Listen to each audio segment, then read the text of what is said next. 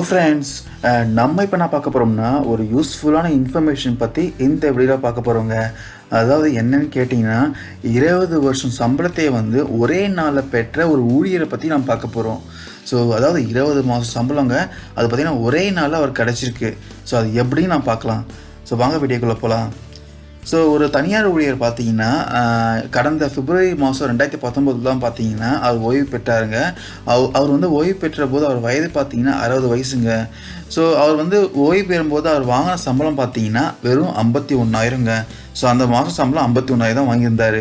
So அவர் கடைசியாக வந்து ஓய்வு பெறும்போது பார்த்தீங்கன்னா அவருக்கு கிடைச்சது பார்த்தீங்கன்னா கடைசி மாதம் சம்பளம், அதுக்கப்புறம் ஒரு ரோஜாப்பூ கொடுத்தாங்க, அதுக்கப்புறம் வந்து ஒரு கிலோ இனிப்பு கொடுத்து வழி அனுப்பி வச்சாங்க.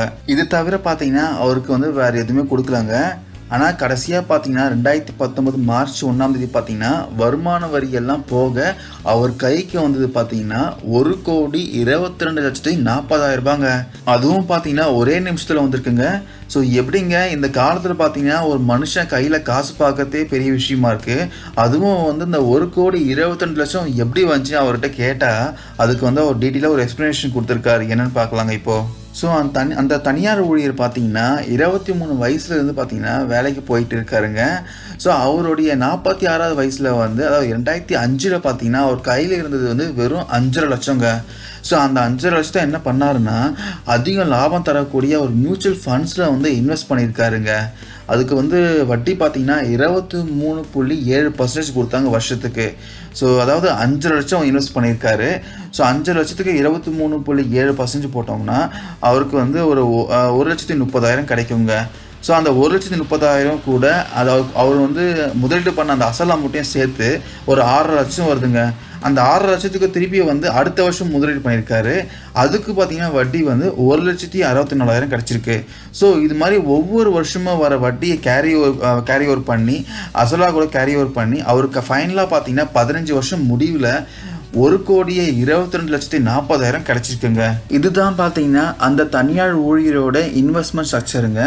ஸோ அவர் வந்து 2005 பார்த்தீங்கன்னா 5.6 லேக் வந்து இன்வெஸ்ட் பண்ணியிருக்காருங்க. ஸோ அதுக்கு 23.7% வட்டிக்கு வந்து 1,32,720 கிடச்சிருக்கு. ஸோ டோட்டலாக பார்த்தீங்கன்னா அந்த வருஷத்தில் வந்து அவர் வந்து 6,92,720 சம்பாதிச்சிருக்காருங்க. ஸோ அந்த அமௌண்ட்டை பார்த்தீங்கன்னா அப்படியே வந்து 2006 வந்து இன்வெஸ்ட் பண்ணியிருக்காரு. அதுக்கு வட்டி பார்த்தீங்கன்னா 1.64 கிடச்சிருக்குங்க. ஸோ டோட்டலாக பார்த்தீங்கன்னா அந்த வருஷத்தில் வந்து 8.5 லேக்ஸ் கிடச்சிருக்குங்க. ஸோ இது மாதிரி ஒவ்வொரு வருஷமாக பார்த்தீங்கன்னா அந்த வர அமௌண்ட்டை வந்து அப்படியே வந்து இன்வெஸ்ட் பண்ணி டோட்டலாக கடைசியாக வந்து 2019 பார்த்தீங்கன்னா அவருக்கு கிடைச்சது வந்து 1,36,06,096 கிடைச்சிருக்குங்க.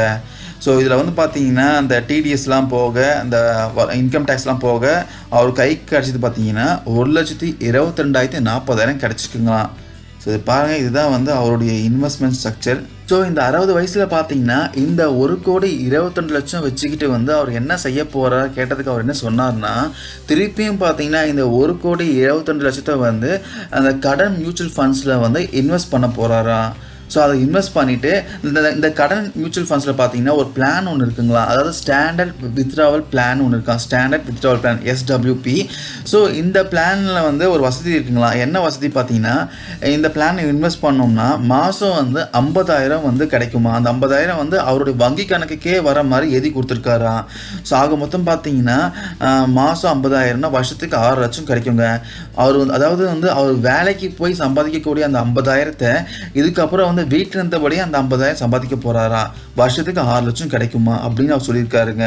ஸோ இது மாதிரி மாதம் 50,000 பார்த்தீங்கன்னா வருஷத்துக்கு 6 லட்சம் வந்து அவர் ஏர்ன் பண்ணுறாருங்க. ஸோ இந்த 6 லட்சம் வருமானத்துக்கு பார்த்தீங்கன்னா வருமான வரி வரம்பு போக மிச்சம் பணத்துக்கு மட்டும் வரி கட்டினால் போதும்னு அவர் சொல்லியிருக்காருங்க.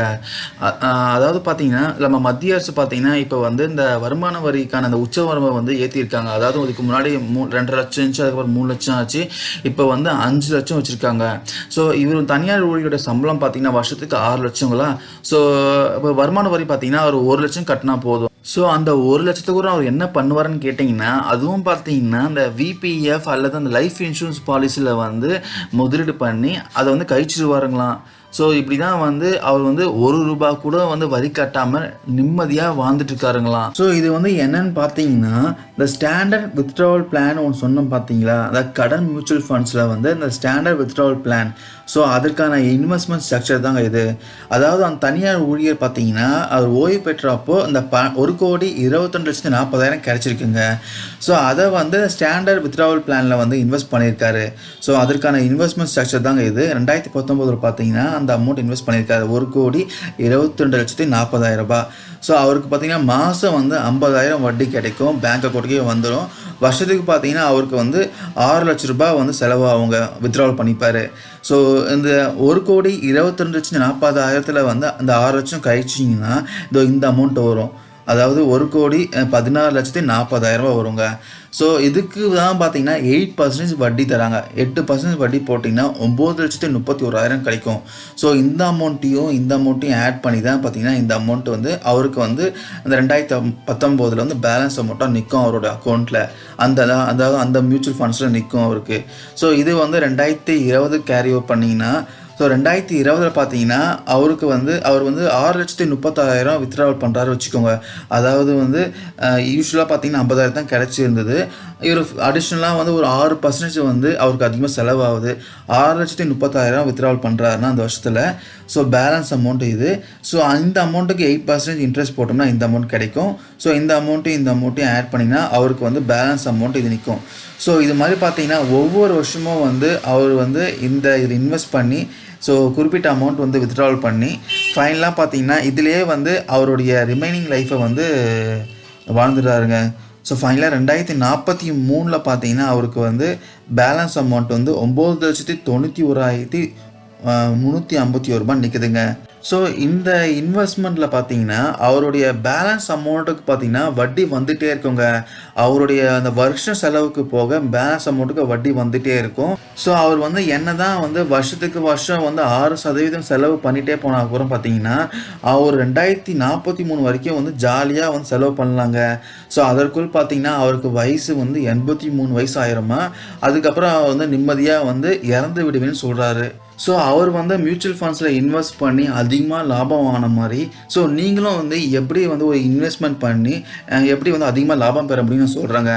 அதாவது பார்த்தீங்கன்னா இன்றைய தேதிக்கு வந்து ஒருவர் வந்து 40,000 சம்பளம் வாங்குறான்னு வச்சுக்கோங்க.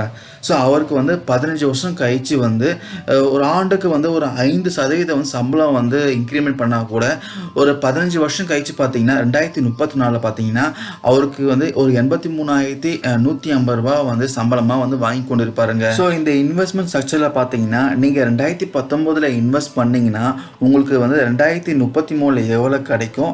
ஸோ அதுக்கப்புறம் நீங்கள் ஓய்வு பெற்ற அப்புறமேட்டுக்கு நீங்கள் வந்து அந்த ஓய்வு பெற்ற அமௌண்ட்டை அந்த அமௌண்ட்டை வந்து இந்த ஸ்டாண்டர்ட் வித்ட்ராவல் பிளானில் இன்வெஸ்ட் பண்ணிங்கன்னா உங்களுக்கு வந்து ஓய்வு பெற்ற அப்புறமேட்டுக்கு எவ்வளோ கிடைக்கும் இப்போ ஸ்மால் எஸ்டிமேஷன் பார்க்கலாங்க.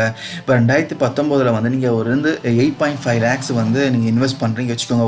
ஏதோ ஈக்விட்டி ஃபண்ட்ஸில் இல்லை மியூச்சுவல் ஃபண்ட்ஸில் ஏதாச்சும் ஒன்று இன்வெஸ்ட் பண்ணுறீங்க வச்சுக்கோங்க. உங்களுக்கு 23.7% இன்ட்ரெஸ்ட் கிடைக்குங்க. ஸோ அதாவது இந்த 8.5 lakhsக்கு பார்த்தீங்கன்னா ஒரு 2 lakhs சம்திங் வந்து உங்களுக்கு வட்டி கிடைக்கும்.